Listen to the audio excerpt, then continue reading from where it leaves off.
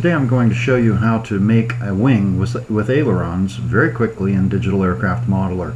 You may have used Digital Aircraft Modeler as a flight simulator. This may be your first experience seeing what it is really great at. So I need a new sketch. I'll go to the new sketch. I've gone to the sketch tab here, the new sketch in the XZ plane at the origin. Then you'll see this little 12-inch by 12-inch grid pattern appear. I need something that looks like an airfoil to extrude into a wing. So I choose my curve gadget. I turn on my grid snap. I'll start here and go to here. These are 1 inches apart. I'm making an extremely simple wing, an extremely simple airfoil shape. This is a curve. These are control points in between our main points. This is a main point, this is a main point. These are control points that control the nature of the curve around the main points. For instance, if I grab this, you'll see that there's a curve there, and I can do whatever I want with it. Let's say that that looks pretty good. I also want to go ahead and do this. Now let me show you that I'm controlling the curve. Alright, if I hold down the control key, I control the curve only on one side. If I release the control key, I make it smooth at the main point. So let's make our airfoil look something similar to this. And of course you can, if you want to, use the trace mode to bring in shapes that you like and trace them, which is also quite fun and productive. Now that might be a little thick, but for some of today's 3D modelers, that sort of airfoil might be appropriate. The next thing that we want to do is, let me explain that we are going to make two sketch planes 36 inches apart to make a 36-inch wing panel. So I need two airfoils, one for the main root and one for the tip. So I'm going to select the polygon that we've just made. I'm going to copy it and paste it. There are two sitting there right now. I'm going to resize one of them so that it's where the size I want for my tip rib. And I might go ahead and deselect it. Let's select that poly and move it a little bit, just like so. You could also, if you wanted to, this might be kind of fun. Let's use the manual entry on the rotate, and let's go ahead and rotate it about 3 or 4 degrees. And you can see now that I've rotated it in the wrong direction. Let's do that manually. I'm going to rotate that polygon, and what I want to do is I want to create a little bit of washout.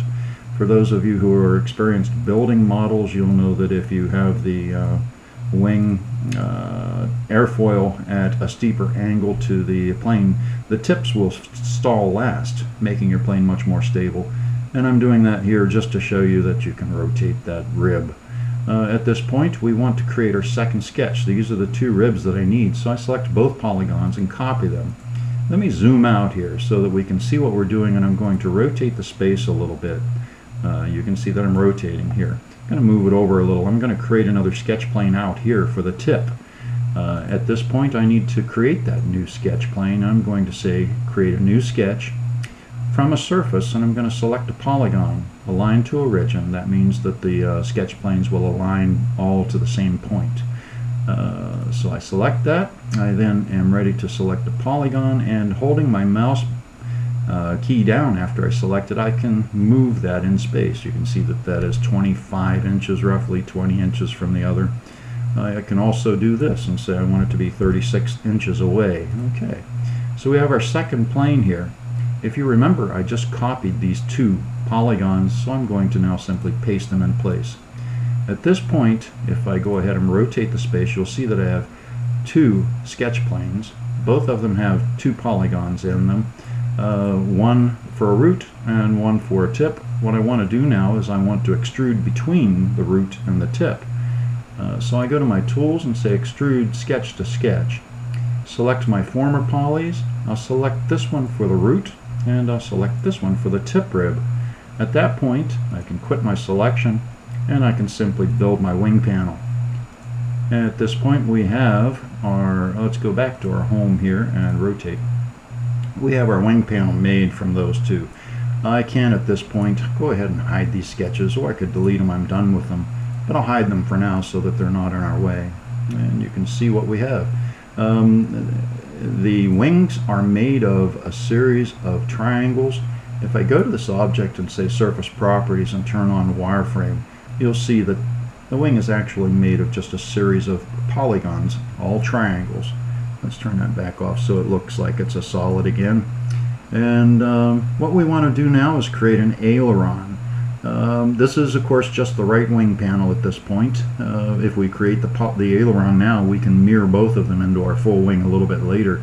So I need to draw where I want my aileron to be. I need, guess what, another sketch, this time in the XY plane at the origin. I now have a sketch plane here that I can draw in, and I'm going to draw using the line tool a very quick little aileron sort of shape. And right here is where I want to cut it out of the wing, and so I do it like that. I complete the polygon because the cutter needs to have a polygon that's closed so it can have an inside area and an outside area. So I select my wing panel, I go to my tools, to my cutter, and tell it to select the cutter. I select this as the cutter and perform the cut. Whatever objects I had selected will be cut. At that point I say OK. And you'll notice that this says outside and this says inside. If I select what was inside, the polygon that, let me go back to home, we're done with that. So I can rotate around easily. You can see now that I've cut that wing panel so that this is going to be the aileron, this is going to be the wing. This, by the way, is the axis that I will use for rotation on the aileron. I won't do that in this tutorial. You can read about that in the first model tutorial. But at this point we have both our wing and our aileron made. We need to have the left side, so let's go ahead and do that.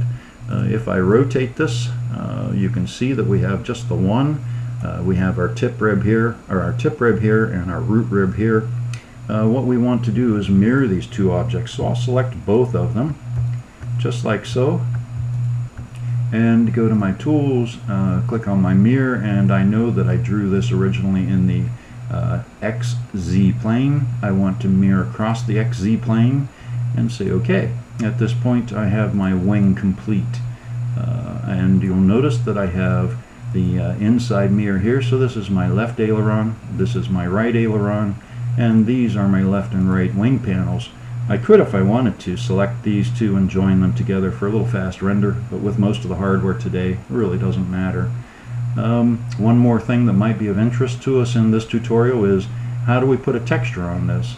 Right now I don't have any textures prepared for this, so what I'll do perhaps is load an existing model.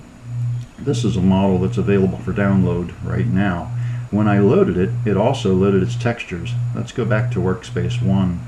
I want to look from the top on this. As a matter of fact, I'll go ahead and rotate it so that you can see the angle readout down in the lower left. I'm going to set it for 90-90, if I can do that, and set the wing right here. I used my right mouse button, or my wheel. Pressing my wheel allows me to pan the view like this. Rolling my wheel allows me to scroll in and out.